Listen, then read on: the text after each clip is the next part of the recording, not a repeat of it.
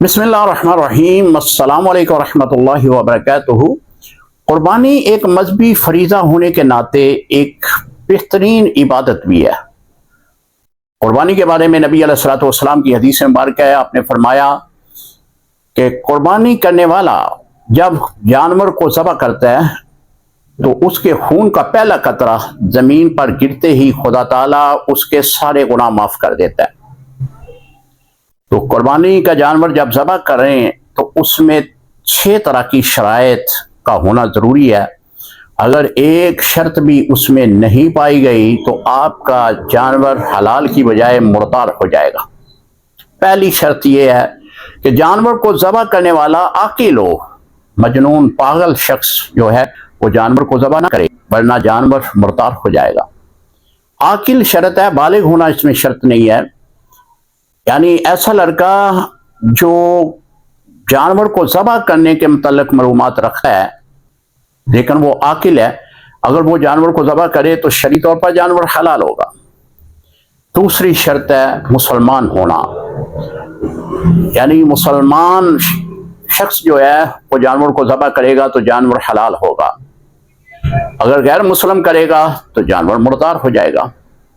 سیدی اعلیٰ حضرت امام احمد رضا خان بریلوی رحمۃ اللہ تعالی علیہ فتاوی رضیہ کے اندر لکھتے ہیں کہ اگر کوئی وعدہ کیتا ایسا شخص کہ جو نبی علیہ الصلوۃ والسلام کی شان اقدس میں کمی کرتا ہو، یا اصحاب رسول یا ازواج مطہرات کے متعلق اس کا عقیدہ ٹھیک نہیں ہے، یا اولیاء اللہ کی شان میں وہ کمی کرتا ہے، اس کے عقائد کفریہ حد تک پہنچتے ہیں، تو ایسا شخص بھی اگر جانور کو ذبح کرے گا تو جانور حلال نہیں بلکہ مردار ہو جائے گا۔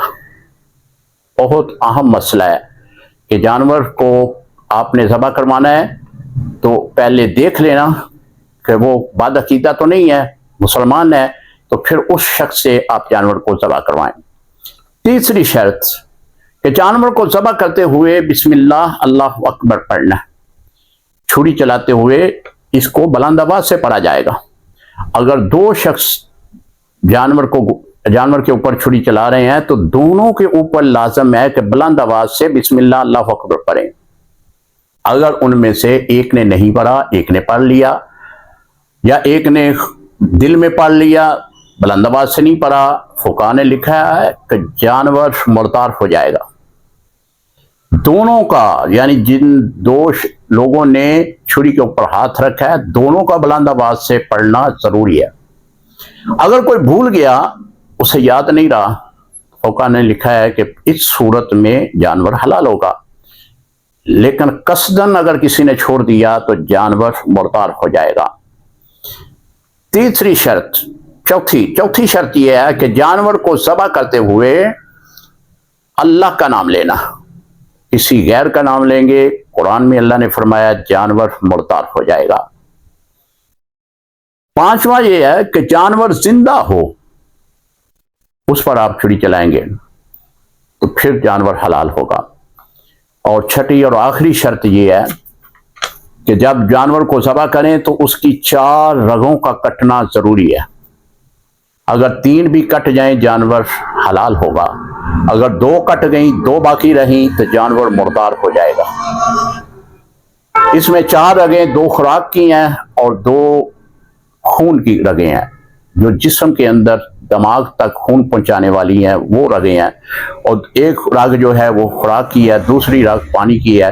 ان 4 کا کٹنا ضروری ہے، اگر 3 بھی کٹ جائیں تب بھی جانور حلال ہوگا، اگر 2 کٹیں تو ایسی صورت میں جانور جو ہے وہ مردار ہو جائے گا۔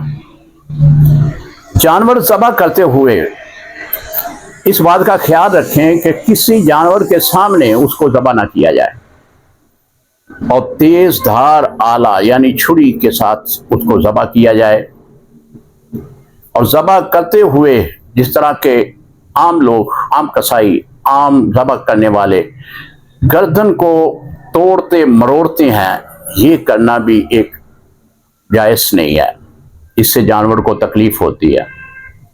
جانور کو ذبح کرنے سے پہلے نیت کر لیں کہ اے اللہ تو نے مجھے توفیق دی، میں تیری رضا کے لیے سنت ابراہیمی پر عمل کرتے ہوئے تیری راہ میں اپنے نام کی قربانی دے رہا ہوں، کسی کے نام پہ دینی ہے اس کے بارے میں نیت کر لیں۔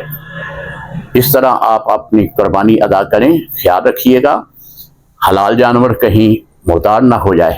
اللہ تعالی ہماری سب کی قربانیاں اپنی بارگاہ میں قبول فرمائے۔ السلام علیکم ورحمۃ اللہ وبرکاتہ۔